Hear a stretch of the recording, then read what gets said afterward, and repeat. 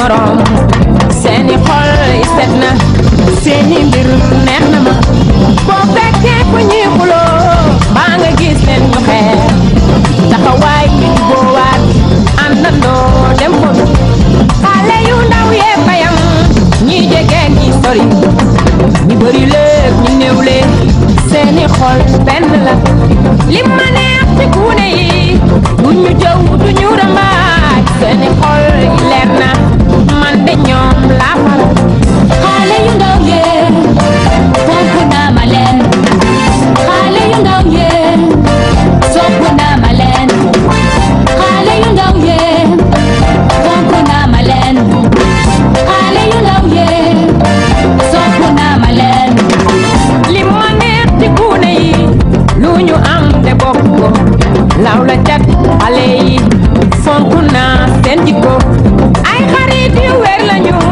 duñ la wor duñu la weer ko ci tas ba xamanteel xam ne ñoo mat xarit xale yee ma mata neex loolu lu yàgg la boo weddee li ma lay wax demal ci waawoon laajte ñi kon jàkk laa juddoo si te yoo laa yaroo ba ma jugee ci waawoon Ndakaaru njaay gi laa mujjee xale yu ndaw yee fonk naa ma leen xale yu ndaw yee sopp naa ma leen xale yu ndaw yee fonk naa ma leen xale yu ndaw yee sopp naa ma leen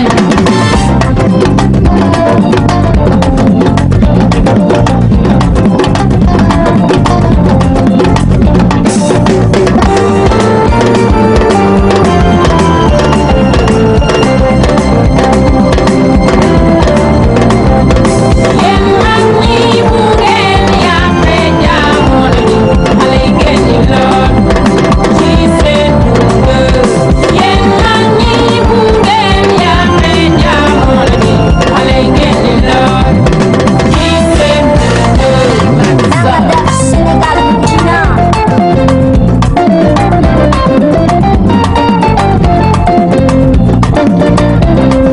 tire message au para et là c'est qui est ma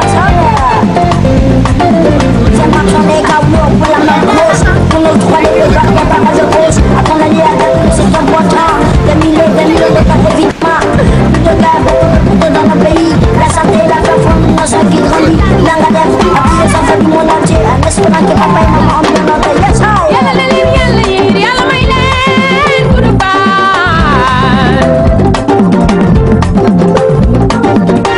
xale yu ndaw yee fonk naa ma leen xale yu ndaw yee sopp naa ma leen merci à l'UNICEF xale yu ndaw yee jàppale gune yi war nañu sur le plan xale international yu ndaw yee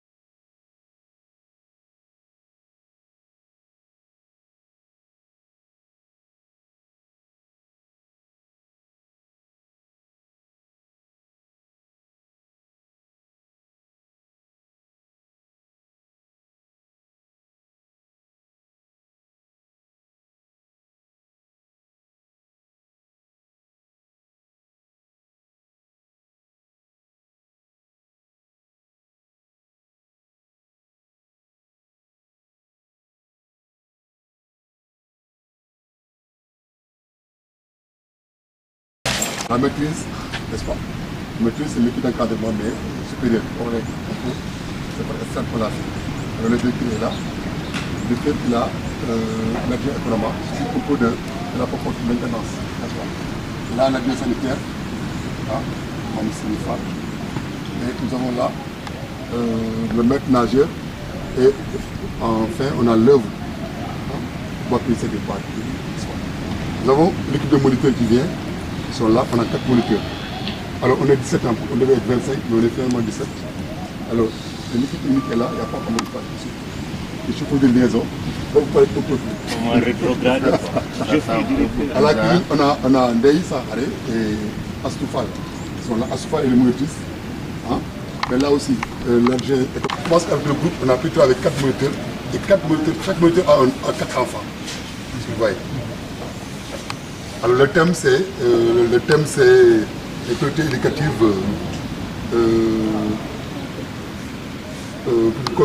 constitution citoyenne, la constitution citoyenne de la nation. Alors notre sous-thème c'est civisme, les renouveaux culturels sont là, Diapalante, et le cri c'était Sounoubi. Le cri c'est quand ils vont lancer le nom du groupe, ils vont lancer un cri. Hein?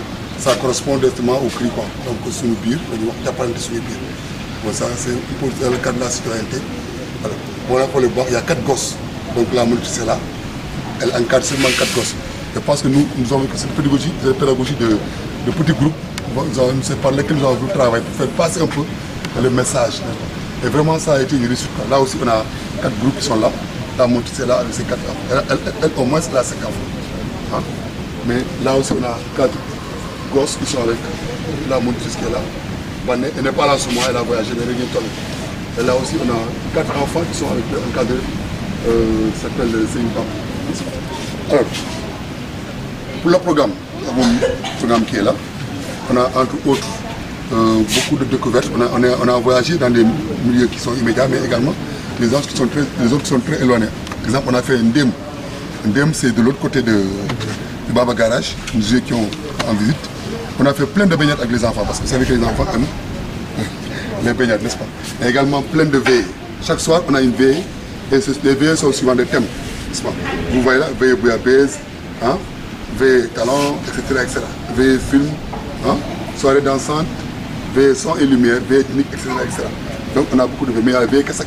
On a pu inculquer aux enfants un peu les valeurs qui sont au Sénégal, n'est-ce pas?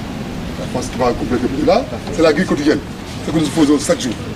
Alors on se réveille à... Là, on fait du relax. On a vraiment pensé que l'ouverture c'est pour bientôt. Autant ne pas fatiguer les enfants. Et nous avons... Notre réveil, c'est... Les moniteurs se réveillent à 8h, mais les enfants, c'est de 9h à 10h. Ils se réveillent, font leur toilette. Hein, et jusqu'au pour déjeuner, jusqu'à 10h. Et de 10h30, on démarre les activités. Voilà. Les activités, la détente, c'est à partir de 12h30 à 13h. Ils sont dans les chambres, ils font une détente. Le repas, c'est entre 13h30 et 14h30. Ensuite, c'est la sieste. Chaque jour, c'est la sieste, c'est forcé. N'est-ce pas? On se réveille, on fait une envolée pour un peu réveiller les muscles et on démarre les activités. Ensuite, il y a ablution et goûter. Hein, parce que pour nous, il y a la prière pour certains qui veulent prier, ils vont prier. Hein, les autres vont faire le goûter.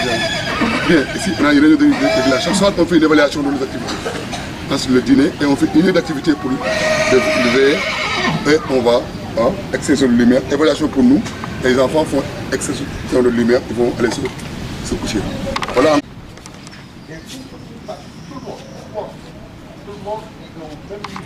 ñoom ñooy nekkandoo ak ñoom ci chambre yi balai fomp fobeere lépp ñu jàngal leen ko nga xam ne suñ ko tàmmee seen kër yi du ñu bàyyee seen jànq yi lépp mais là aussi c'était très important donc ñu ngi am fii Ahmed Fall tonton yi ñu ngi nii nga expliquer leen lii mooy lan ak noo leen ko defaree.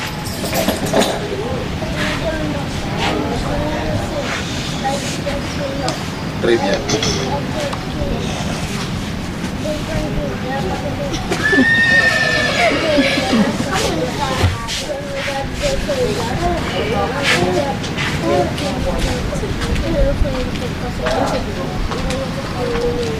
Très bien. Donc lii mooy nu mu tudd Ahmed art magique li mu wax c'est très clair da ngay jël peinture bi après nga def ko nan si biir ndox bi capp ko si biir ndox bi après nga jël feuille bi nga yëngal après nga jël feuille bi rek mu daal di art magique avec ses différentes couleurs et c'est très joli mais gars yi ñu tàcciwaat Ahmed bu baax a baax jërëjëf merci Ahmed alors ñu jox Bintou acca lii nii ay carton dañu jël benn compte plat après li ci biir carton la bi ñu jëlee carton bi dañ ko def en forme tasse léegi feuille coco yi nekk si ginnaaw noonu moom lañ ko emballé moo nekk nii après ñu jëlaat yeneen feuille yoo xamante ni aussi ci coco bi la jógee moom mooy comme ça pomme de terre yi nekk ci moom lañ emballé nii lépp ak colle lañ ko collé coquillage yi ñu ngi ko jëlee ci côté géej gi ñu def ko si ak lépp rek colle lañ ko defaree colle blanche gaz bi ak feuille yi ñu collé ko si ci kii bi ci carton bi. maanaam lii c'est de la récupération dañuy jàngal xale yi colonie de vacances mën nga dem si biir nature bi nii wala yoo xam ni sax parents yi dañ koy sànni mais yow war nga ko mën a utiliser avec ta dextérité avec sa habilité manuelle nga mën si defar ay objet d'art loolu tax gis nga lii peinture la ak feuille kese mais lii aussi fii lañ ko jëlee lépp carton bi mooy carton yi doon def bagage yi ak suñu yenn denrées yeeg yooyu lii daal la ñu indaale quoi contreplaqué bi kese lii xale yi ñoo ko dajale tonni ko indi ko nga xam ne dañ koy coller rek xanaa colle bi daal la ñuy xam ne xëy na mooy jóge si quincaillerie bi mais li des yëpp fii la ko xale yi defe alors ñu jàll si beneen atelier ak tata yi ci kaw xadi baabu loo wone fii porte-clés yëkkati ko tonton yi gis ko dangay jël fil ba fil ba pour 25 perles nga daal di boole kii fil nga def si per bu yam après nga daal séparé waat fil bi nga def si ñaari coquillage nga defaat per bu yam après nga daal di def ñaari per yu mag nga daal di defaat per bu yam per bu yam ak per bu ndaw nga dagg fil bi lakk ko voilà rek mu daal di nekk porte-clés mu daal di nekk daal leen porte-clés yi ngeen xool voilà porte-clés yoo xam ni xale yi mën nañ si def seeni caabi kër ga caabi yi waratul réer di xat yi voilà ku si dugal sa caabi moom wala sa caabi oto vraiment di nga am sa porte-clés boo xam ni di nga ko mën a téye voilà merci Khady Babou alors ñu jox Absa acca lii butéelu verre lañ jël daal di ruban ak colle blanche daal di koy collé ci butéel bi jël ruban bi ñu ko defee pare ñu collé waat ci ak colle blanche bi jëlaat ruban def ci ne daal di jël décoration daal ci def gâteau bi. très bien gis ngeen ko nu mu rafete léegi yow soo ko tegee sa taabalu kër vraiment day nekk loo xam ni meuble bu rafet lay doon ornement bu rafet la donc lii xale yi comme niñ leen ko fi jàngale woon leen ko ñu ànd ak seen parce que aussi gis nga technique manuelle dañuy permettre encadreur bi mu mën a gën a recentrer xale bi am na ñoo xam ni dañuy yàkkamti am na ñoo xam ne dañu teey am na ñoo xam ne dañu yéex am na ñoo xam ne nag bon dañu mel ni man xëy na dañu rabat yooyu yëpp ça permet au moniteur à chaque niveau d'atelier de recentrer et de donner encore des leçons pédagogiques à l'enfant moo tax activité de technique manuelle yi ñu koy def alors ñu ñëw si Abibatou Fall Abibatou yow ban atelier nga ñuy présenter cadre photo très bien yëkkatil benn cadre photo nga woon ko tonton yi ak tata yëpp voilà tous les invités voilà léegi carton ngay jël dagg ko à la forme de la photo soo paree nga jël ruban collé ko ak colle bougie nga emballé ko. bu mu jeex nga collé waat ko mix bu mu jeex nga jëlaat carton kii emballé ko ak feuille blanche mais dafa war a tolloo ak cadre. tolloo ak cadre. léegi après soo paree da ngay jël ñetti petit bout de carton nga def ci benn fii ñaar ci côté yi ak benn ci très bien nga bàyyi benn espace génn voilà voilà foo xam di nga mën a dugal ak génnewaat photo bi. pour pied bi da ngay jëlaat beneen bout de carton bu mu ba après nga collé ko si def ko pied defaral la cadre. defaral la cadre. merci beaucoup. xool leen li ñuy sànni si carton li ñuy sànni si carton si mbalit yi mais xale yi ils sont parvenus à faire avec ces cartons là des chutes ñu defar si ay cadre photo donc ça c'est important kii suñ ko tegee seen néeg wala dem aussi seen classe wala seen quartier won ko seeni moroom véritablement day nekk loo xam ni c'est salutaire donc merci parents yi ñu ngi leen di gërëm di leen sant xanaa ñu delluwaat fële ñu commencé. Ah, mais c'est très mou, je n'entends rien du tout. Allô. Très bien. Wow. Très bien.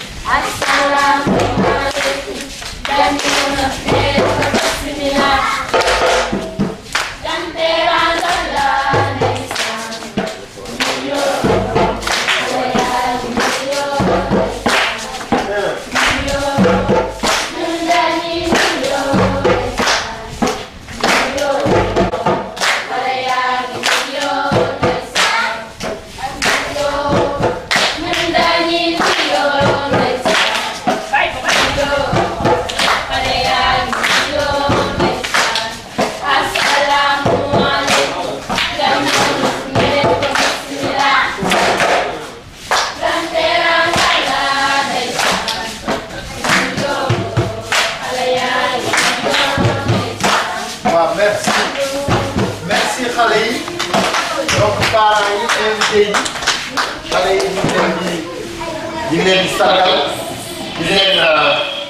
di leen wax gan dañ koy nuyu xale yi fu ñu def sargalante nuyoo ndax nuyoo cër la donc c'est important chanson bi chanson bu éducative alors lu si topp xale yi te moom may wax lu si topp Rokhaya mais on applaudit Rokhaya très fort Rokhaya Babou elle arrive aux applaudissements les enfants elle est là à côté de moi Rokhaya tu me tends la main la grande vedette de ce soir elle s'appelle Rokhaya waaw taxaw na fii gars yi jóg taxaw jàppale la nga way bi 2 3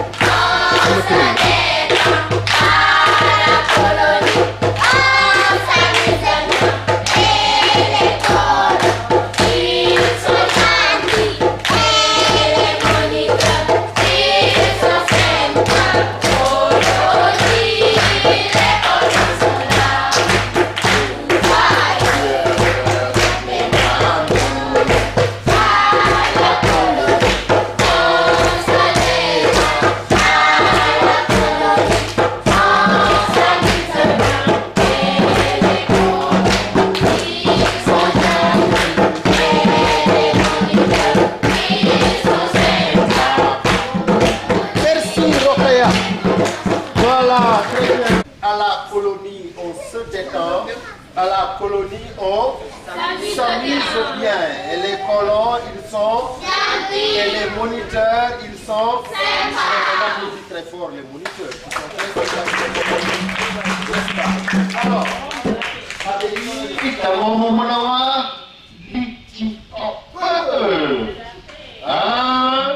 la ronde de la paix. On va faire la ronde. Allez, venez, approchez. Qui sont ceux qui vont faire la ronde, la paix? La paix, la paix.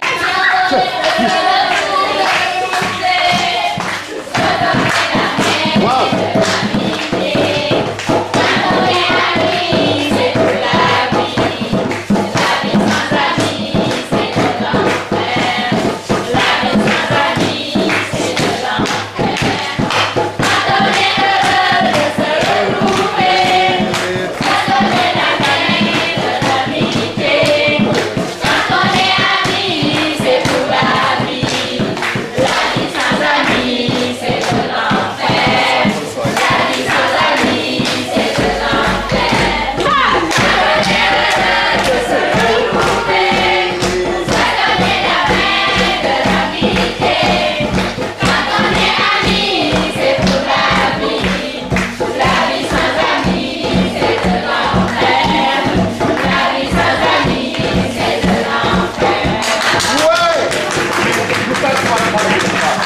C'est de l'enfer.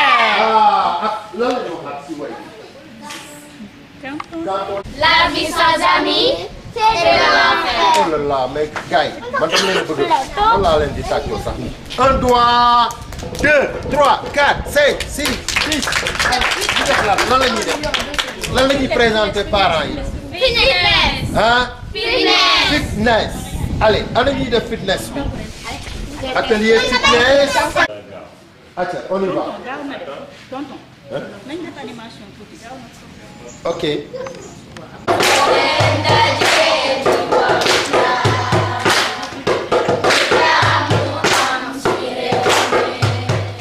Très bien.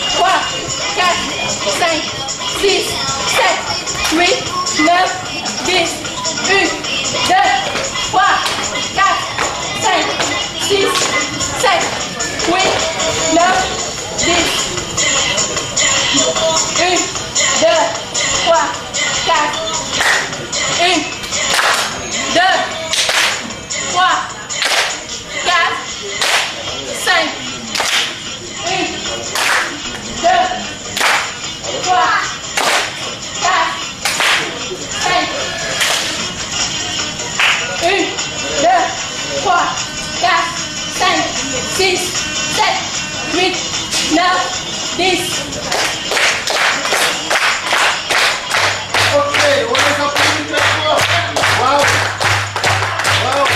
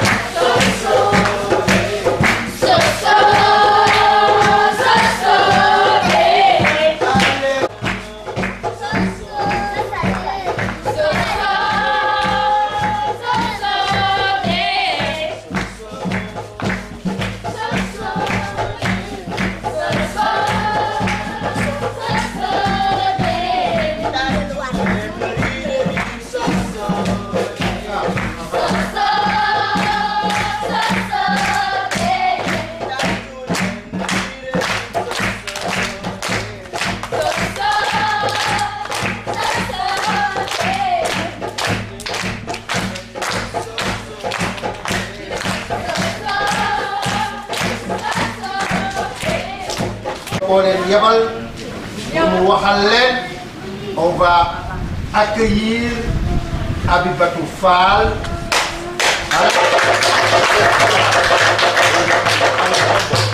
On va parler aux enfants. Invités, chers encadreurs, chers colons, nous sommes très heureux de vous recevoir ici à l'hôtel de l'Ompoule, nommé Africa. Ici à Québec, nous pratiquons des activités sportives physiques, sportives. Nous faisons des activités de technique manuelle comme des cadres photos, des porte-clés, de l'art magique, etc. Nous faisons des activités de technique spécifiques comme le théâtre, la danse et les chants. Nous remercions Tonton Papal, président de Québécois, Tonton Natif, directeur de la colonie, Tonton Sadir, conseiller pédagogique. Nous remercions ainsi Tata Anne-Colette, les animateurs et les tatas de la cuisine. Là, on travaille le corps de l'enfant, sa psychomotricité, la danse qui est une expression, le chant, les chansons sont très pédagogiques vous avez entendu tout à l'heure, mais également apprendre aux enfants le théâtre, qu'est-ce que c'est, apprendre à jouer des rôles, apprendre à danser, apprendre à travailler, pour tout ce qui peut travailler en fait le corps de l'enfant. Mais également les activités, les APS, comme Abibatou l'a dit, activités physiques et sportives. Mais à travers ces activités physiques et sportives, les encadreurs, les moniteurs ont su apprendre aux enfants à développer des concepts, à développer la fraternité, le fair play, à développer la fraternité, à développer qu'est-ce que c'est que le sport en tant qu'élément vital pour l'individu. Là également, merci Abibatou. C'est que peut-être Abibatou, n'est-ce pas, on a fait également des visites et découvertes. Visiter et comprendre la grande côte de 700 km de Dakar à Saint-Louis.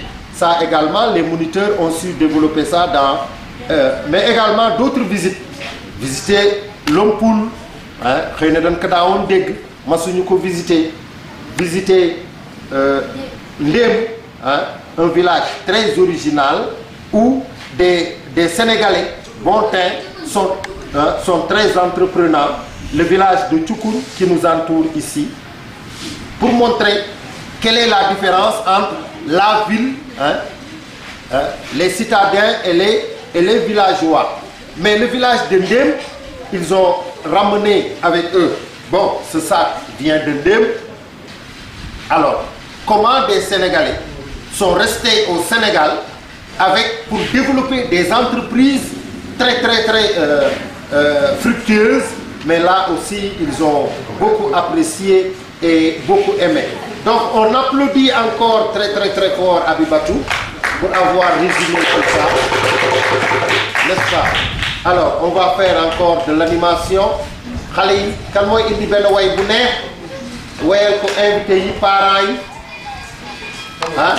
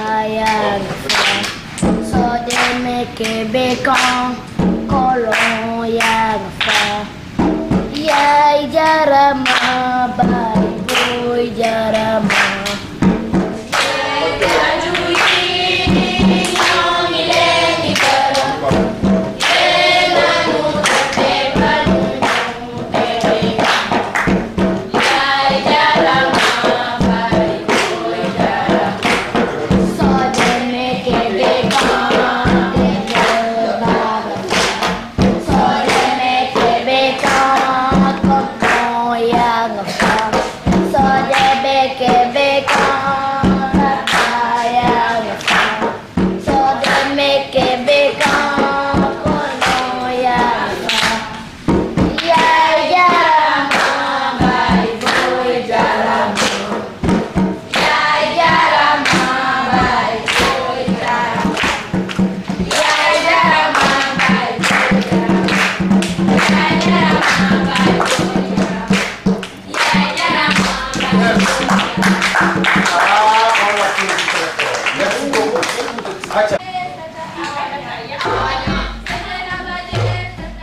ñoo leen def waaw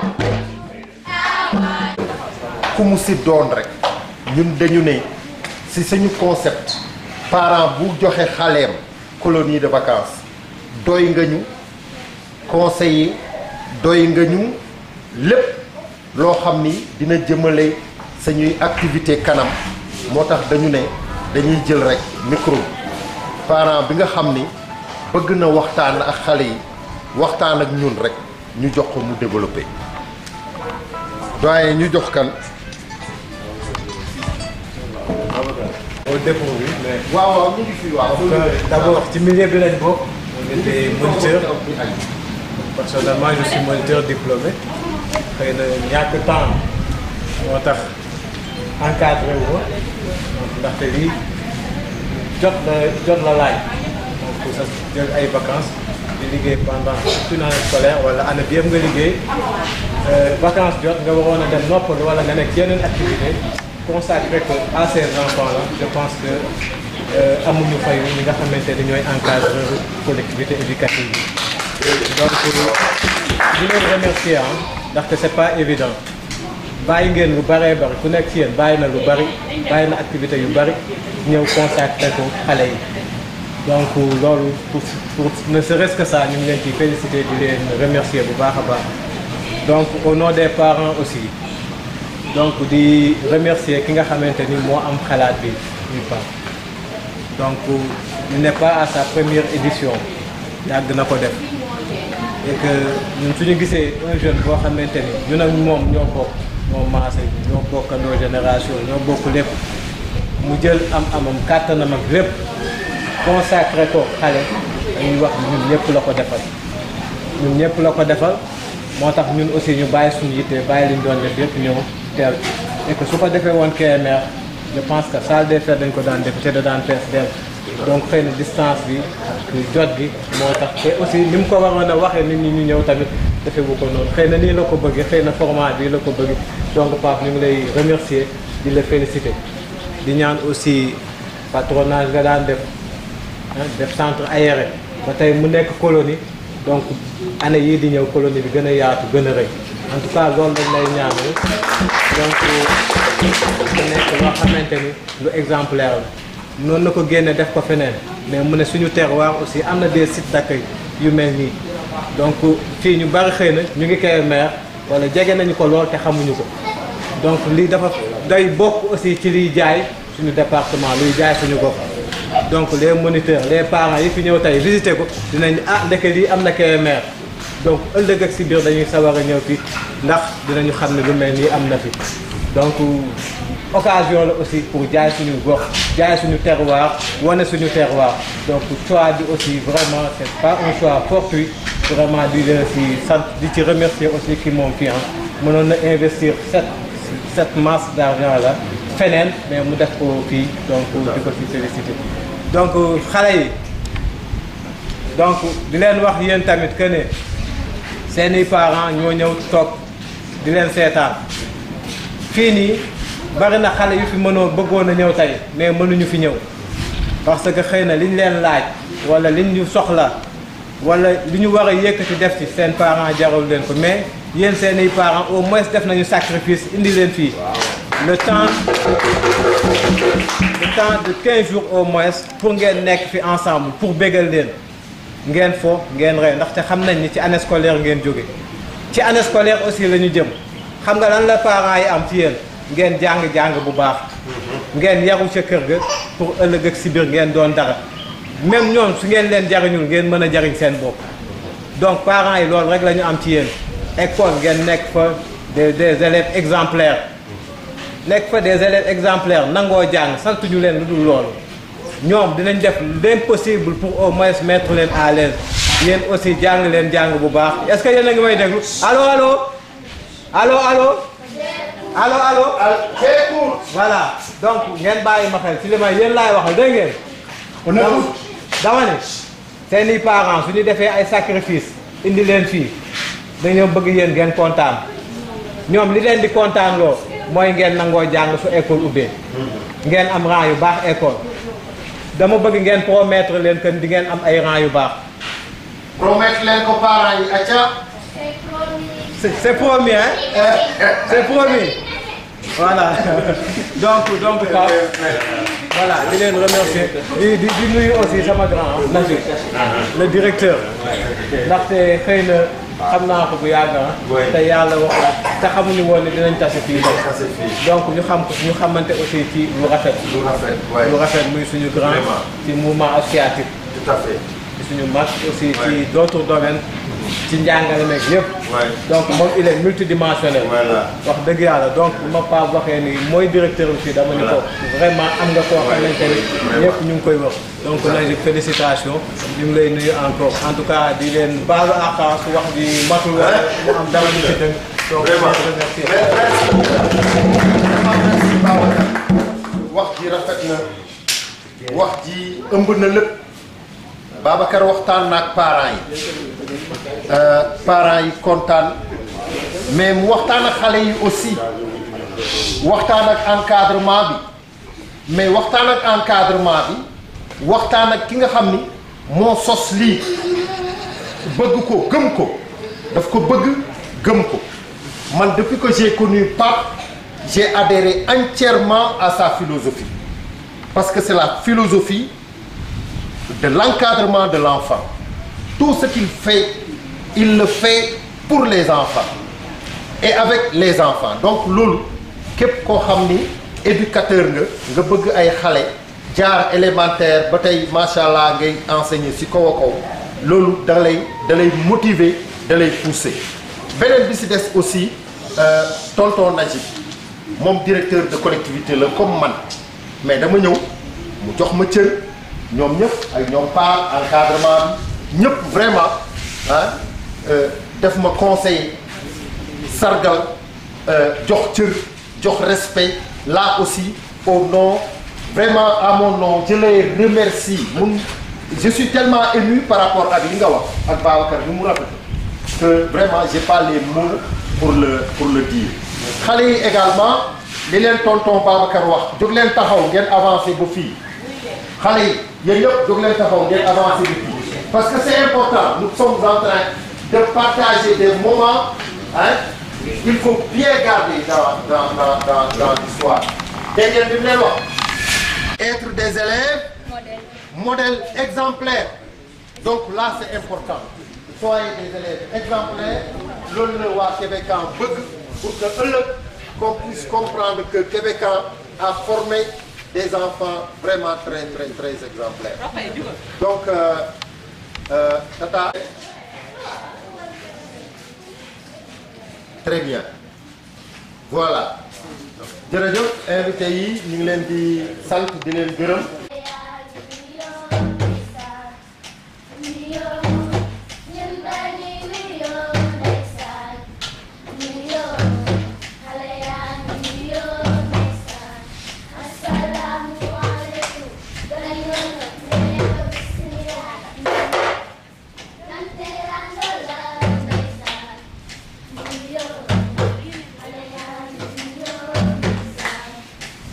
Yo,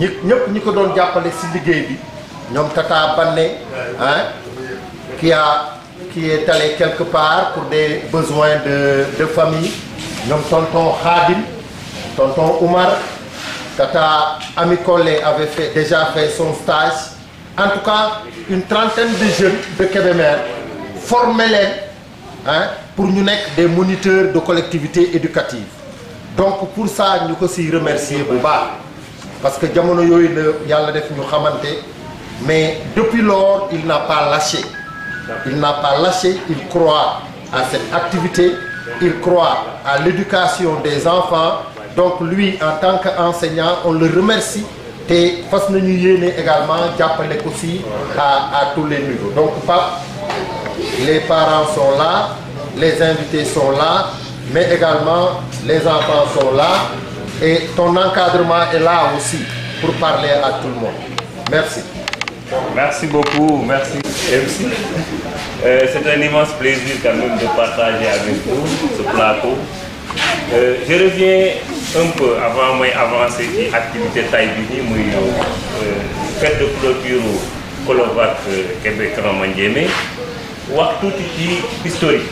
Vous savez que Québécois c'est une association présentement nekk ko woon dañu nekkoon rek dans le club de sport avec les formations yu ma jot a def sur la psychomotricité de l'enfant avec un professeur de l'université de Rome bu ñuy wax Astieri mu doon jàngal na ni defee motricité de l'enfant. C'est à partir de ce moment que j'ai eu l'idée et que j'ai eu l'amour de l'encadrement des enfants. Donc ñu nekk ci depuis définant ay 2009 ñu nekk ci quartier yi biir Kébémer ba mu yàgg ñu ñëw devant la salle de sport muy progressé ñu dem ba mu yàgg un de mes amis qui est enseignant d'éducation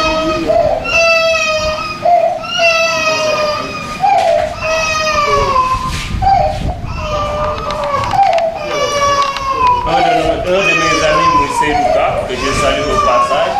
qui est un enseignant d'éducation physique m'a dit que yow vous avez un bon profil pour l'encadrement des enfants. bi ma koy wax je le prenais à la légère nekk woon loo xam ni gëm naa ko tuuti ba mu yàgg affaire bi di gën a mu nekk affaire quartier muy gën a bari ñuy dem ba mu yàgg ñu def ay camps de loisirs du sport affaire bi di gën a màgg dem ba dépasser cadre salle de sport. léegi ñuy jël famille di indi ba mu màgg léegi ñu def ko benn année patronage on a fait 2 années de patronage où on avait encadré 150 enfants donc muy ay paliers yu ñu jot a jaar ay difficultés aussi yu ñu fa jot a jaar maintenant ñu dem ba def patronage une fois 2 ans avec ces enfants là de la société des quartiers de Kébémer. ñu ni nag léegi nañu yokk palier loolu moo indi tay jii ñu ñëw association Québécois juddu muy association juridiquement reconnue ñu def ci ñaari patronage centre aéré sax dañ ko dëkk parce que xam na ni am nañ capacité d'engagement. maintenant pour cette année objectif bi ñu am moo doon ñu dem ci palier bi mujj muy palier wu Colovat. colonie de vacances boo xoolee au Sénégal c'est pas à la portée de tout le monde c'est pas à la portée de toutes les bourses. te man loolu laa nunguwul mënuñu comprendre ki nga xam ni yàlla dogal na doomam nekk Sonatel wala ARTP wala Sénélec wala Primature muy dem di bénéficier wu ci colonie de vacances mais malheureusement notre enfant qui est à côté qui n'a pas tous les moyens moom du mës a vivre loolu mais loolu man dama gis ne c'est une discrimination maintenant discrimination boobu boo ko bëggee dindi nag dafa jafe c'est pour cela que ñun ñu jël objectif ni tey Québécois moom dina def Colovat ak suñu manière yombul. D'abord le choix des enfants gis nga moi je suis pas trop omnibulé par la masse gis nga toute révolution a été faite par une minorité. Mais faisons tout pour que cette révolution ne soit pas inachevée. Et nous comptons que cette révolution ne sera pas inachevée. Parce que nous allons nourrir cette révolution.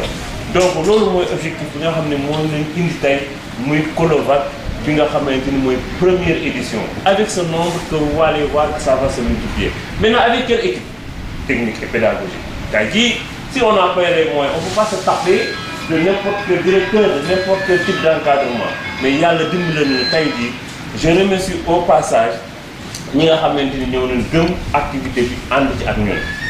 Maintenant objectif spécifique bi bu ma weesoo ni ñi am xaalis bu bari parce que au Sénégal au minimum tu débourses 300 000 jëm kaw pour ñu encadrer sa xale colonie de vacances ñëpp amuñu ko mais ñun spécificité biñ ci gisaat te am benn suggestion buñ ciy def mooy que xale yi en général da leen di yóbbu ci hôtel yu neex yi ñuy tëdd di tëgg di fekk di tëdd ko jóg te du def instruction léegi ñu ne nag ñun type de colo bi ñu bëgg mooy xale bi muy retrouver yenn sensation yi ci biir kër gi di lekk ak bool di lekk ànd ak ay nit ñu koy jàngal bi ñuy raxasee kuddu nu ñuy tëddee nu ñuy defaraate lal man boobu concept laa jox ñu bañ koo yóbbu aussi renaissance monument renaissance de la République baax na waaye luxe la ba tey biir palais luxe la ba tey feneen foo ko yóbbu tamit day retrouver luxe mais mën nañ ko yóbbu foo xam ne comme fi ñu dem comme excursion à Ndéem instruction la enseignement la parce que Ndéem ka fa nekk sénégalais la bon teint marié ak soxna soo xamante ni française la mu nungu koo fekk si ci li mu bëgg mu ànd ak moom di liggéey ci liggéeyu Serigne Touba chez Ibra Fall ba pare def benn concept boo xamante ni xale yi ba ñu leen fa yóbbu xam ne ni Sénégal mën nga fee toog liggéey doon dara donc loolu moo gën ñu leen di yóbbu feneen di leen woon yeneen yoo xam ne xëy na mën nañ ko sax découvrir à travers l'internet et autres donc loolu mooy spécifique colonie Colovac ma njéeme donc ñu ngi remercier pour les remerciements je remercie les parents am na ci parent boo xam ne nekku fi tey mais bi muy indi ñaari doomam am na ku nekkoon ci kër gi ni ko ndax loolu wóor na mais parent dañu ko man Pape Fall lu mu gën a doy sama bopp sama doom mais loolu lu ko gën a diis man non wóolu naa man xam naa li mu mën a def samay doom man mënu ma ko cee def et que loolu yàlla rek nit ñi dañ leen di tëggee nga mën a yar am kuñ tëggee mu mën a joxe xaalisam am kuñ tëggee mu mën a dajale yooyu rek la ñëpp yamuñu xëy na yàlla moo ma nattoo xale yi te ma koy damoo man les parents donc ñi fi toog ñoom ñëpp da ngeen a jël seen xaalis jox ma bari na bariwul waaye def ngeen ko jóge nga Dakar nekk sama frère de sang jóge ma Dakar ñu assister à cette fête qui a mis ton argent qui a mis tes idées et tout affaire du affaire sax xaalis mais affaire du idée la ak conviction man foofu leen di jàppee maintenant partenaires yi aussi ñoo xamante ni toujours man ak ñoom dañuy nekk même si leurs enfants ne sont pas là-dedans ils donnent des conseils ils suivent depuis 2009 la mairie de Kébémer ñeneen nañ tous les districts bi ñu fa ñëw yëpp Babacar Mbaye c'est un parent c'est un ami c'est un moniteur il croit au projet il s'engage donc ñooñu mënuma leen a bañ a remercier maintenant pour revenir à l'encadrement comme ni ma ko waxee comme que ñun dañu nekk colonie colo il faut que ñun encadrement colo technique parce que c'est extraordinaire nous sommes une famille moi j'ai formé ma famille c'est pas pour accaparement c'est juste pour que ñoom ñu xam ni bu ñàkk dee am ñoom dañuy ñàkk et qu'ils sont prêts à tout faire pour nous te won nañ ma ko def bañ fa àndee ba tey dënn expertise extérieure biñ jël je cite d'abord mon ami Sadir je l'ai confié le dossier administratif mu ñëw Kébémer Thiès di ko lijjanti préfecture il y avait beaucoup de problèmes mais finalement on a eu gain de cause par rapport ak suñu discipline ak suñu engagement xëccewuñ dara ndawuñ ci dara mais yàlla musal nañ ba lépp loo xam ne amoon nañ ci ay gàllankoor def na ko il a fait des grandes colonies au Portugal Maroc Tunisie fépp tey mu ñëw ci colo donc vraiment loolu aussi c'est important te xaaral suñu gërëm xaaral suñu dara et il s'est engagé corps et âme beneen bi mooy le directeur c'est pas n'importe qui parce que éclaireur la xam na jafe-jafe il a fait un temps ici avec la mairie de Kébémer avec les éclaireurs donc choix yooyu bi ñu koy def dañuy xam ni kii nekk na koo xam ni xam na jafe-jafe mu dem jël ko mu ñëw laajuñu dara loo xamante ni waroon nañ ko fay mais dañu damay ñëw bokk ci projet engagé wu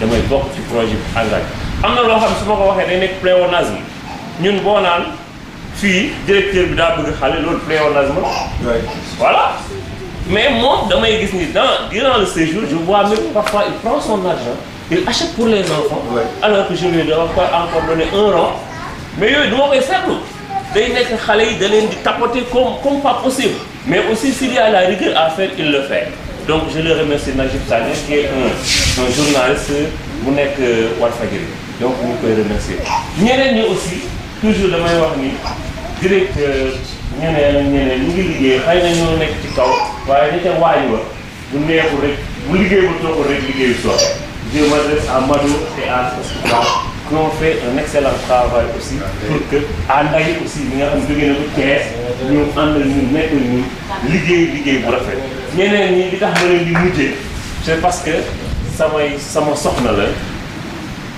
mën naa ko mettre en rade te day accepté aide sanitaire bi Mame Sini Fall elle est empêchée mu ñëw yabal menace mu nekk feeg ñun Bamba c'est ma famille c'est toujours la famille de Kébémer Omar Kébé aussi c'est ma famille monsieur Diédhiou c'est le maître nageur un élément très important ay kajoor la te dañoo bëgg a laal ndox moom moo ko assuré donc muy Diédhiou qui est un collègue professeur d'éducation il a adopté le projet il accepte donc en gros j'ai été très bavard mais je ne pouvais pas ne pas être bavard parce que c'est l'émotion c'est la fierté ba lii taxaw dama ni woon man durant ma vie damay commencer ci mbedd mi ba colonie de vacances te je vous jure s'il vous plaît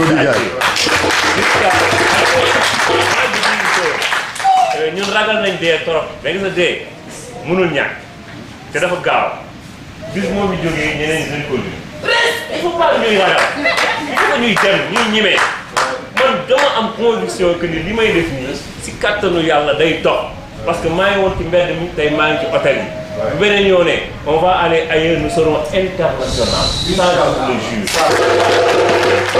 te li ma gëm la parce que aussi nit ki bu gëmul dara di am ay difficultés du dem rek ñimeewul te bu ma ñimee aussi am nañu nekk sama ginnaaw parce que je me dis à tout moment am na ku ñuy wax naan Pape Fall et sa famille waaw kooku wax la mais il faut que elle n'a rien compris elle va jamais comprendre parce que ma famille là c'est ma famille mais ñu ngi koy tuddee moo baaxul c'est ma famille est une famille très large moi je répète tout le temps elle est de Bambey à chaque fois elle vient elle laisse des colonies elle ne cherche pas de l'argent chez moi mais elle est dafa am conviction nous sommes une famille très soudée donc yàlla na yàlla jàppale ñu mën ko yàgg koo def te tal ko te di ko fekkee bu ñu demee bu ci kenn jógee tamit na am keneen ko ñoo remplacer en tout cas moi je l'ai dit tout à l'heure à Omar Kébé tout ce qui se passe ailleurs man je veux le voir à Kébémer c'est possible ne soyons pas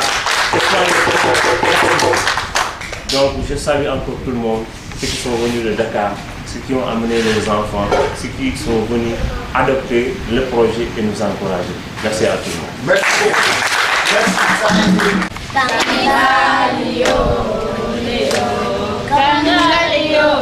Ici à Québec, nous sommes réunis de toutes les régions. Si tonton demande où sont mes enfants, nous répondons présents.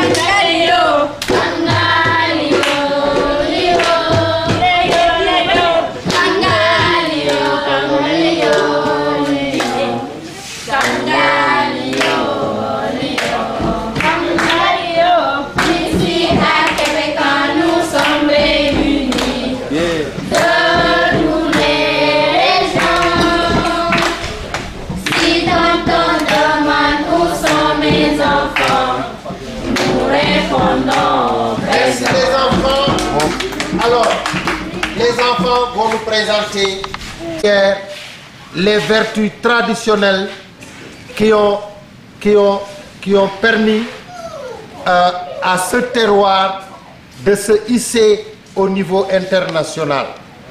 Ce djom, ce mougne, ce kersa, cette bravoure des anciens, voilà ce que les enfants vont nous présenter tout à l'heure xale yi ñu jox leen kàddu gi pour l'indépendance du Kayor. Acha. Allez, action.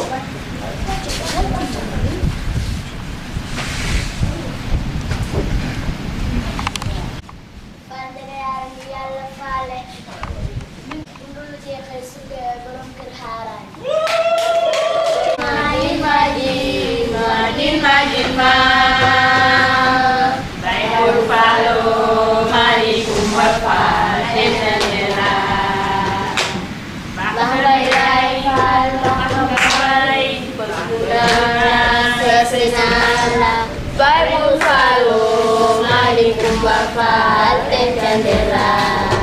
Kayor! Nampal! Kayor! Nampal! Kayor! Nampal! Ah Kayor tey sama xol sedd na. Bëgg naa si yéen. May naa leen gétt xal.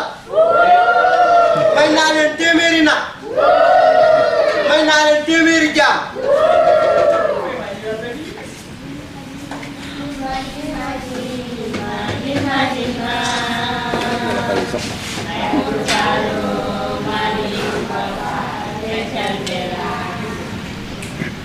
Linguère Palma. Nambour. Linguère Aram. Nambour. May naa leen gétt xar. May naa leen téeméeri nag. May naa leen ay ngalam. Kaf leen, foo leen, ree leen, naan leen. ah suñu lii de nekk tey rek nga koy sotti tool xanaa kay da nga kaa tollantuwaat rek ñun kay suñu wareef mooy di la dellu di santaat rek. Li ngeen xam lool de. Yàlla faale séeréer bu jàng kenn ko daal. Dama bëggoon nag ni ko maam daan defee ñu defee waat ko. Amari ànd ak ay jàmbaar ñu yelloo waa Jolof ñu yóbbul ko ko.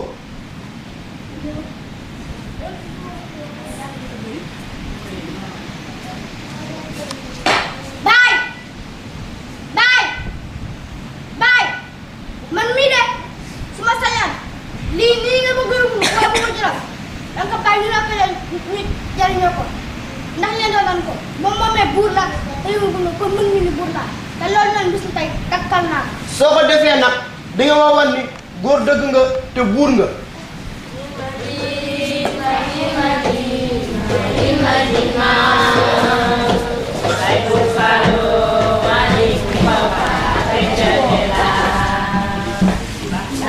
Yaay fan bakka bay nala sesinala bay bu falo mari kumba fal tesenela yaay yow yaay buuru Jolof luñ bëgg nga defoon ko luñ bëgg suba ba ngoon yaa ngi ciy dox yaay borom gaynde njaay muuna yaay maa diggee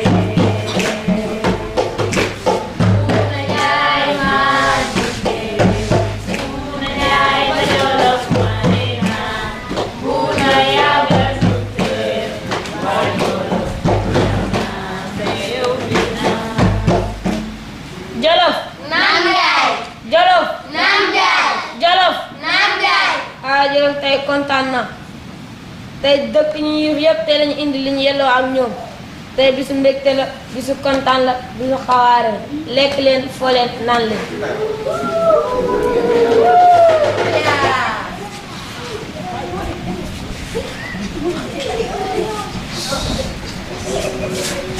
loolu man soxla ma la kii la yéene place woon.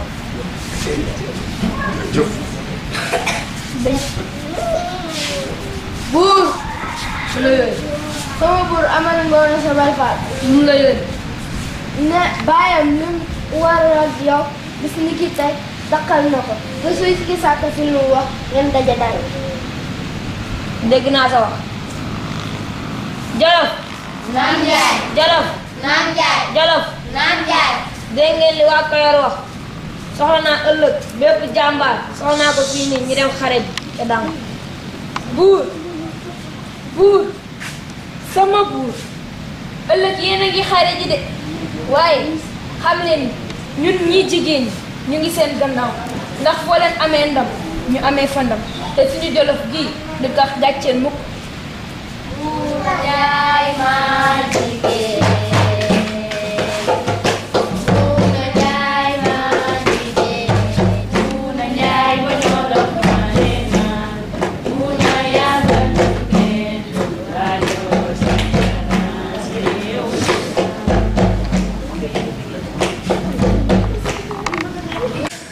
taseeg buur ba Jolof ca Danki mu am fa ndam lu rëy muy ndamu Kajoor yépp léegi nag moom am na ndam waa Kajoor teeru nañ ko ñu bàyyi leen ak li ci des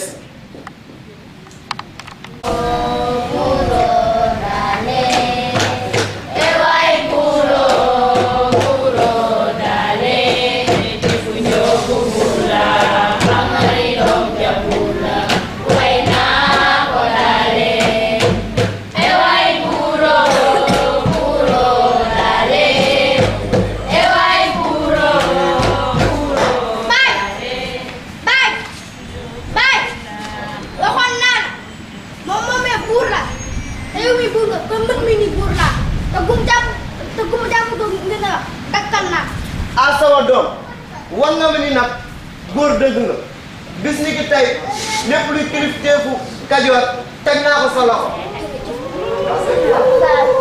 Fane Ndiaga yaar mi yàlla fay séeréer bi daan ci kenn du ko daan. sàccoo ko fenn danga koo doon.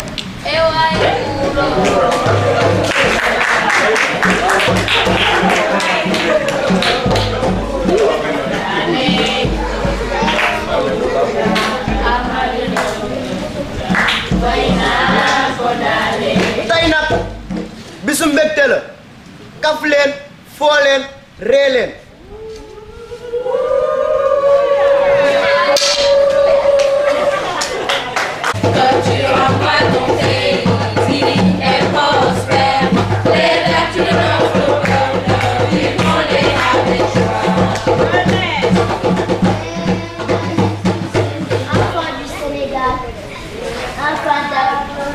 Vous êtes des poignards de fleurs mirifiques. Vous êtes l'horizon où brille le soleil. Enfants dignes de l'héritage de Dior, soyez prêts à bâtir l'âge d'or.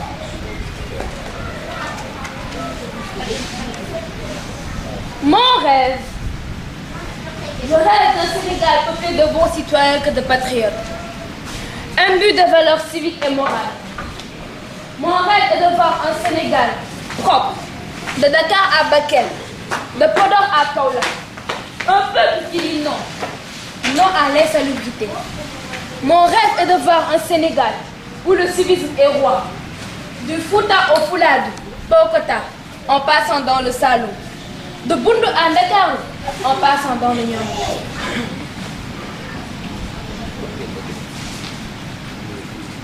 L'incivisme. Je suis l'incivisme. Je suis le roi de la cité. Pourquoi m'enfuyez-vous? L'inconscience, l'indifférence, l'insalubrité sont mes amis. Pourquoi m'enfuyez-vous? Savez-vous que j'ai combattu le savoir-vivre, les civilités? J'ai abattu la citoyenneté et bientôt j'entrerai civisme. Je suis le roi de la cité.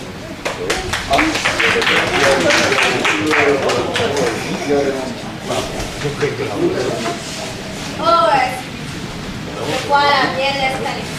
Tu es partout. Tu es la jeunesse dans nos compartiments, partout dans la société. À cause de quoi? La dégradation des mœurs, le manque de sérieux, l'inconscience, l'insalubrité prennent de l'ampleur et le développement. Nous, jeunes d'Afrique, nous, jeunes du Sénégal, sommes décidés à tout combattre jusqu'à notre dernier jour.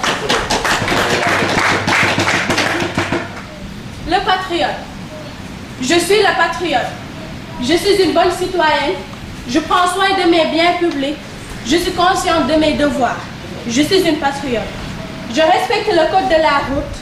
Je respecte les instructions de la nation. J'honore le drapeau national.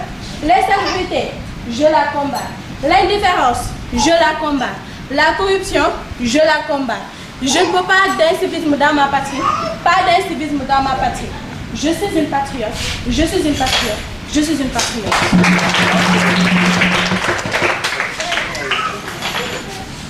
Le civisme. Je suis le civisme. Je suis l'ami des citoyens. Je suis l'ami des patriotes. L'environnement est précieux. Je la respecte. Ô citoyens et citoyennes, il n'y a pas de développement sans participation citoyenne. Alors, soyons prêts à bâtir notre très cher Sénégal. Les enfants sont adorables. Les aimer, raisonnables avec eux, une vie belle. Il reste l'avenir. Seuls les bons cœurs savent le découvrir. Je ne me fatigue point de chanter ceux qui savent les encadrer. Québécois est dans le bon chemin, engagé à leur offrir un bel lendemain. Et elle n'est pas loin. Québécois répondent à leurs besoins et des moniteurs qualifiés prêts à les éduquer. On chante et on danse, mais dans la décence. Se joignent l'utile et l'agréable, des moments inexplicables. On saute et se défoule, la joie dans la foule. Noble est votre mission. On sacrifice, une vision continue de servir, même si vous manquez de dormir. Vive Québécois, toujours avec les enfants. Vive Québécois, vive Québécois, vive Québécois, toujours avec les enfants. Duma daw, duma tiit, jàmbaar man maa nekk si dënn jàmbaar yi. yow yaay kan. man maay Ngor. lan mooy Ngor. man maay Ngor mi nga xam ne su ma wéetee gore su ma wéetalikoo gore su ma ñàkkee gore su ma amee gore du ma xaale mukk su ma tukkee.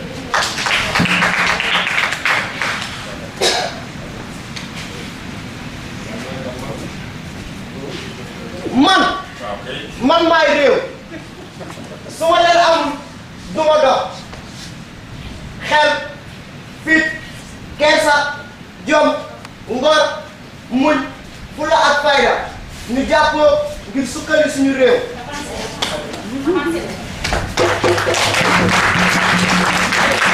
réew. fit kersa jom ngor muñ fula ak fayda. réew. ñun ñoo koy doxal.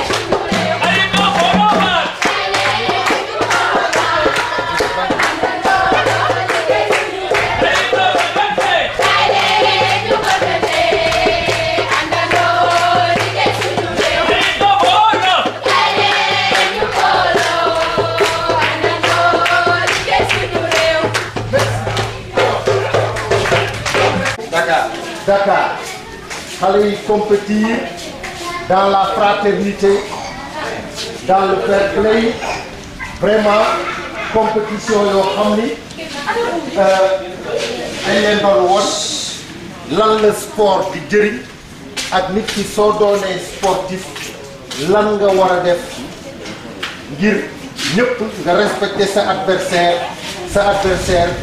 respecter la ngeen joxante cër si loolu vraiment dañuy remercier CIO ana tonton Alioune mi ngi nële mi ngi voilà tonton maître nageur moo nekkoon le président du CIO ñu def flamme olympique bi ñu expliquer leen lan mooy flamme olympique expliquer leen également lu tax ñuy organiser les Jeux olympiques xale yi def nañu loolu ba mu ko defee rek dañ leen di décerner ay diplôme de participation Ibra Babou ñëwul kon ñu jaar si Rokhaya Ndiaye Tata Rokhaya qui va remettre à Fatou Kiné son diplôme de participation aux Jeux et à la colonie. Voilà, merci beaucoup. Alors, son diplôme de participation. Madame Thiam. Voilà, Rokhaya Babou. Son diplôme de participation. Aimé de M. Dembaba. Samadom Baye. Voilà. Son diplôme de participation. Monsieur Oumar Kébé, qui va remettre à Modou Fall, Modou Fall, les athlètes, les grands athlètes, qui va remettre à Modou Fall de participation aux Jeux et à la colonie. Major Gueye. Monsieur Major. Voilà. Voilà les diplômes de participation. Qui? Karim, c'est le grand gardien. Hein? Voilà. Ah, il a capté, hein? Hier, il a capté, hein? C'était le gardien. Monsieur Babacar Fall à Aboubacar Diagne Fall pour sa brillante participation. Très bien.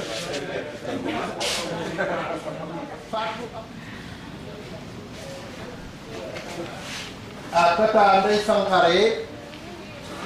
Non, défenseur. Mais quand il était là, pour marquer, Abdou Karim a sauté sur ça. L'électricité, c'est lui qui s'occupe de l'eau, c'est lui qui s'occupe. Mais il est d'une serviabilité extraordinaire. On applaudit très fort. Pascal, c'est quelqu'un qui vous dit jamais non. Dès que vous l'interpellez pour n'importe quel problème, il le fait gracieusement. Pascal, au nom de l'hôtel et à ton nom propre, tu vas remettre à Ramatoulaye Bella Touré. Ramatoulaye Bella Touré. Ah, elle est déjà là. Voilà. Bella. La natation. Champion du Sénégal, natation, hein, de ça. Hein? Voilà. Merci beaucoup. Hein? De la colonie. Merci beaucoup. Vous devez être là, mais c'est son frère qui doit venir. Voilà. Très bref, je ne vais pas être long. Je remercie l'assistance, notamment les parents. Vraiment, qui ont mis de leur temps pour nous voir. Notamment mon frère Babacar, que j'ai écouté depuis longtemps. Alors, je ne suis pas surpris que l'activité réussisse. Prof de PS, moi qui vous parle, j'ai fait l'INSEPS, j'ai fait 2 ans à l'INSEPS, donc je connais bien l'éducation physique, avant d'embraser autre chose. Alors il y a également des instituteurs, mais d'autres éducateurs, nous sommes tous éducateurs dans le groupe. Cela va faciliter un peu la compréhension du projet.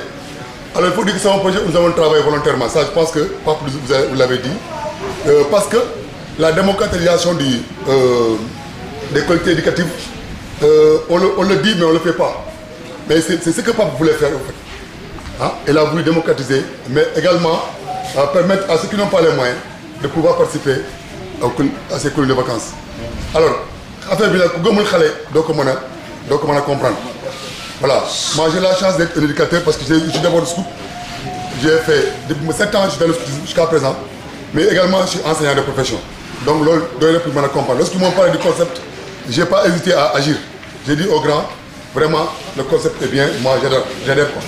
J'ai une chronique qui va en Gambie, mais je dis que non, demain il y a des gars qui vont réussir une chronique. C'est la première édition, il faut que les gens expérimentés puissent également venir les aider. Moi, vraiment, il faut applaudir pas pour ce concept-là. Et que les gars de KMR aussi puissent l'appuyer. Parce qu'à lui seul, il ne peut pas réussir. Il faut qu'il y ait un comme Dom, souvent, on a une idée, pour que demain pas puisse avoir 30, 40, 50 gosses. Et que les gosses puissent visiter au-delà de KMR, mais d'autres localités. Parce qu'on voit bien, le choix, comme il a dit tantôt, de cette localité n'est pas gratuit. Parce que Pape a voulu que nous, une colonie de vacances, c'est mais aussi la destination KMR, notamment Hôtel B. Hôtel B, c'est quoi? Et pourtant, c'est l'un des meilleurs hôtels du Sénégal. Pour ceux qui ont visité l'autre région, c'est l'un des meilleurs. Parce que moi, je vais faire un Fekli. Mais regardez comment est le cadre. C'est un cadre vraiment qui est pittoresque. Il y a beaucoup de choses qu'on peut voir. Mais nous avons également, nous, dans l'accent, on a été plutôt éducatif. Ça, il faut le dire. Le grand, il faut vraiment le remercier pour sa participation, sa contribution. Bon, on a mis les enfants dans des endroits qui sont vraiment rares. Moi, en Ndem, je ne connais pas. Mais lorsque je suis arrivé en Ndem, j'étais surpris. Parce que moi, franchement, depuis mon Bayfal, moi, je connais les vidéos. Mais lorsque je venais Bayfal construire des choses, mais j'étais vraiment ébahi, franchement. Ils ont fait des tissus. Des tissus, à part filer des fils, mais des chemises. Des chemises de 25 000 francs à Dakar. C'est vrai. Des sacs de 5 000 francs à Dakar. Mais j'étais vraiment. Les gens qui sont restés 17 ans, ça mangeait de bouillon. 17 ans, ça mangeait de bouillon. Pour tout un village. Alors que le bouillon tue à Dakar. Mais nous, ils sont là, depuis 17 ans, ils n'ont pas mangé de bouillon. Et là, je pense que les enfants de nous, ils sont à leurs parents.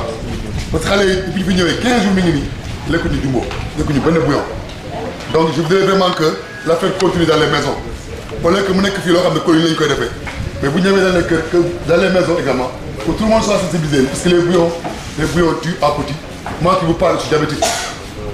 C'est pas grave, c'est parce que le diabète, il est en mangeant des choses. C'est là qu'elle a parlé. Donc, il faut nous méfier aussi. Il faut nous donc les bouillons, il faut les éliminer. C'est la leçon là que nous avons donnée aux enfants. Et aucun enfant n'a refusé de manger sans les bouillons. Franchement dit. Pendant les 15 jours, ils ont mangé sans les bouillons. Et la leçon là, je voulais que les parents en font sienne. Que nous disons que cette leçon. Donc, les filles disent que si vous avez les 4 bouillons, c'est possible. Vraiment, on a la dose de bouillon que vous voulez donner. Merci. Je ne vais pas terminer sans remercier Québécois qui a eu confiance en moi, mais également les parents qui ont eu confiance à Québécois. Franchement, c'est pas facile. On n'a pas dormi pendant 21 jours parce que pour qui connaît, on aime Colonie, on demain, tout ça, etc. Et vraiment, moi, je suis vraiment content d'avoir réussi la mission qui m'est confiée. Et je pense que l'aventure, Inch'Allah, pour continuer avec les gens avec lesquels j'ai eu à travailler. Et je remercie tout le monde. Merci. L'équipe d'encadrement. Nous présentons Tata Ami Collé. Merci Tata Ami Collé. Tonton Joel.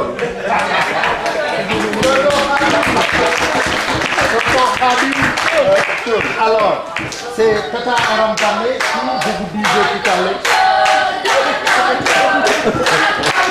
Alors, je vous disais tout à l'heure que Tata...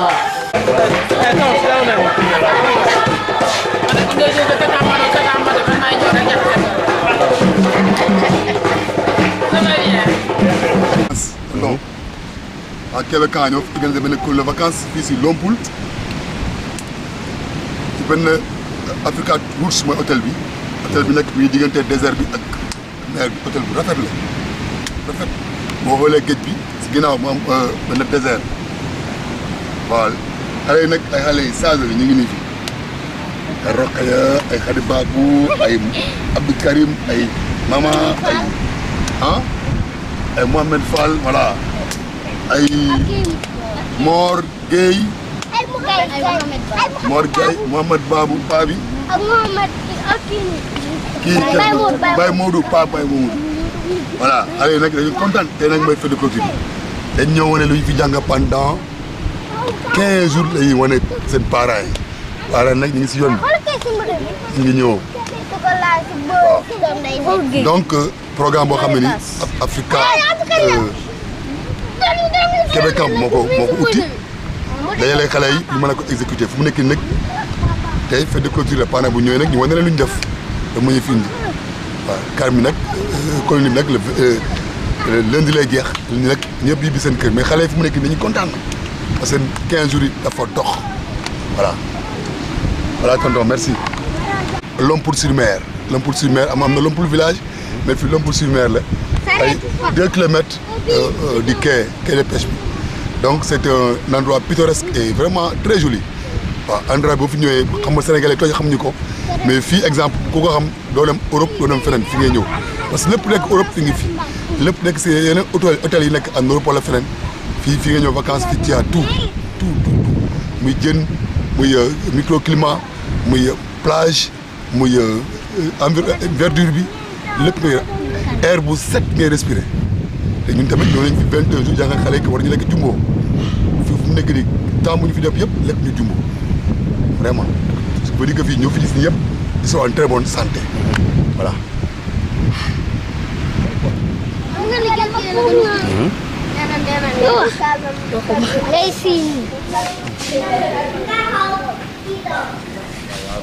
bon neex na des xale yi ñoom buñ kontaanee ñu am fi Kébémer daan nañ ko def nag ci patronage lañ daan def mais ren yàlla dimbali ñu def colonie bon mu réussir ba tey la fête de clôture bi xale yi ñoom gis nañ seen bopp te objectif bi loolu la xale yi nañ ci gis seen bopp ñu jàngee ci lu bëri jàng ci àdduna jàngee ci lan mooy civisme ba ku ci ne boo demee sa kër comportement yi nga xam ne si moom lañ yoroon ñu mën koo bàyyi muy comportement yoo xam si nekkul comportement yu baax loolu lañ ci jublu te ñaan nag yàlla jàppale ñu koy gën a mën ndax xale moom loo def ci moom rek ñàkkoo ko loolu daal laa gis ni nii te fête bi ñu ngi ñaan bon ñu dugg ci bismillah te génn ci alhamdulilah di ñaan nag ñun ñëpp buñ fi jógee ku ci ne dellu sa kër ci jàmm. yéen ne ko di def fête bi tey alhamdulilah rabbil alamin nekk nañ fi ay saison yu neex ñun ak xale yi ñu mënante ak ñoom di kaf ak ñoom di réew ak ñoom xale yi nag bu ñibbee leen ñu manqué lool. oui vous allez aussi manquer. photographe neex na trop daal loolu laa mën lay wax. c'est pas ñaaw. neexoon na. moniteurs yi teewoon nañu comme yaay chaque jour yar nañ daal lépp lu bëri jàng nañ ko fii ñëpp amul xuloo amul xeex te mosuñoo mer jàngal nañ daal lu bëri ci colonie bi. Colonie bi on a bien vécu on était bien avec les moniteurs et tout jàngal nañ ñu lu bëri daal ils nous ont bien éduqués et tout téye nañ ñu comme nit ñu war a téye comme seeni doom et tout. merci. nañu foo nañu reetaan nan amuñu fi benn naka def nañ ay sorties suñu moniteurs ak monitrices yi jàppee nañu comme seeni doom merloo wuñu te def nañ suñu bànneex à chaque fois c'était trop bien. waaw man. xam naa loolu. nga dundee sa colonie fii ci Colobane fii si Africa Rousse. non neex na bu xale yi waxee ne neex na rek neex na ñun amuñu lu ñuy tiitati kon alhamdulilah. ak xale yi. nan lañ ko dundee. colonie bi neex na xale yi fo nañ jàng nañ ci am nañ ci éducation moniteur yi tamit seen poids lañ ci xale yi tamit. moom daal la mais neex na moom.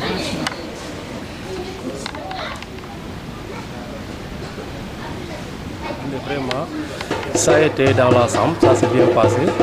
Les gosses se sont bien épanouis. Ils ont fait différentes activités.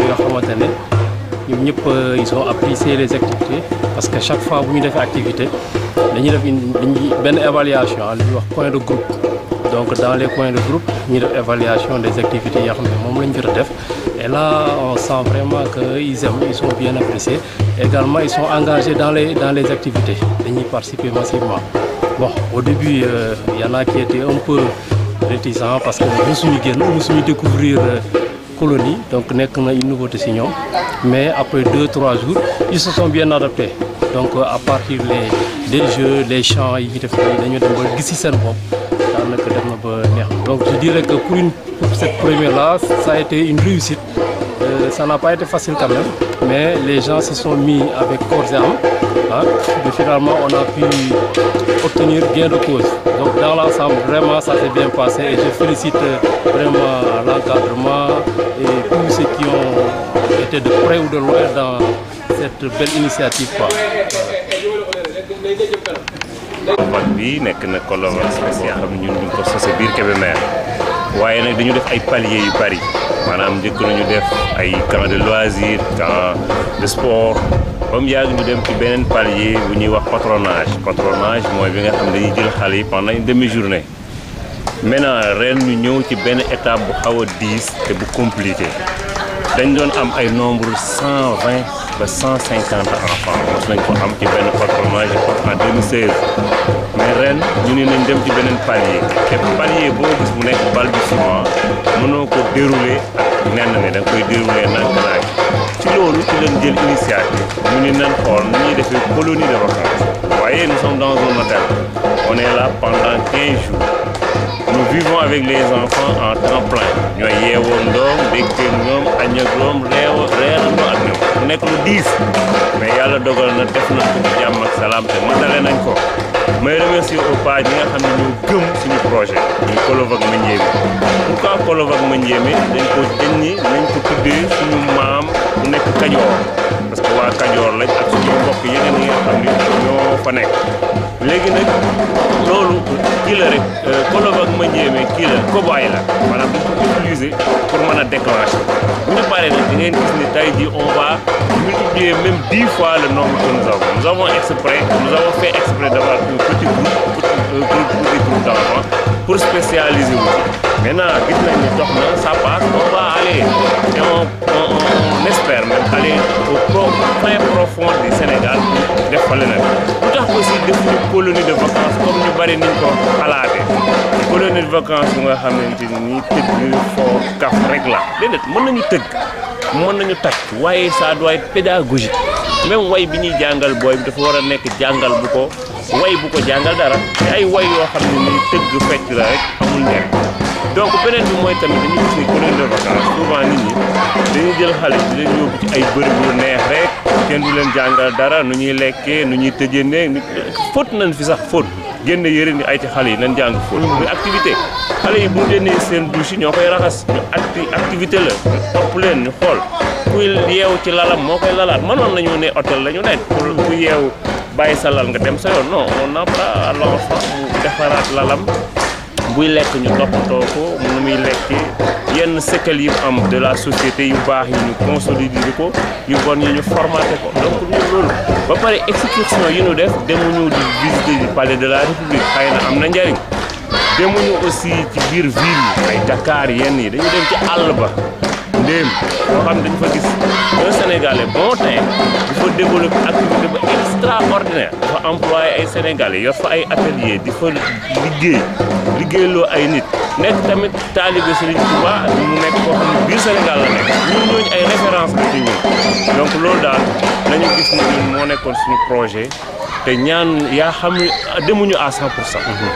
On n'a pas atteint l'objectif à 100% parce que nit mënul atteindre man bokk man lu ma def du ma ne je n'ai jamais atteint mon objectif man sama objectif yaakaar naa ne dinaa génn àdduna sax nit ñi weegale ko waaye man sama objectif man yaakaar na mënu ma ko atteindre parce que sama xalaat ak samay gis-gis toujours day gën di law macha allah kon ñun type de colonie boobu ñu bëgg a def ba nga xam ne xale bi nga xamante ni amul doole sax ñu jëm ko récupérer dugg ci biir loolu daal moo doon objectif di remercier le membre des membres de l'encadrement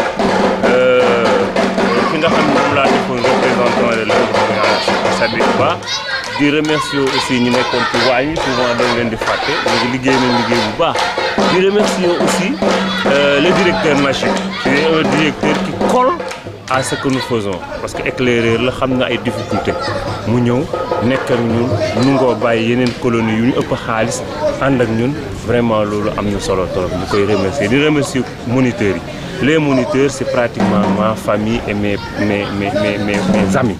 loolu li tax moom ñimee ko parce que fi ma toll la fi ma toll képp kuy yaakaar xaalis bu bari. pour encadrer ñu mënoo nekk ci ñun. donc ñun ñu xam ne jël ñoo xam ne vraiment dinañ ànd ak ñu liggéey ak ñu liggéey waaw donc maa ngi gërëm ñëpp di gërëm aussi parents yi ñu jox seen doom parce que doom dafa fort doom dafa fort loolu daal laa ci gis pour le moment loo xam ne mën naa ko wax mais merci beaucoup à tout le monde merci à vous aussi.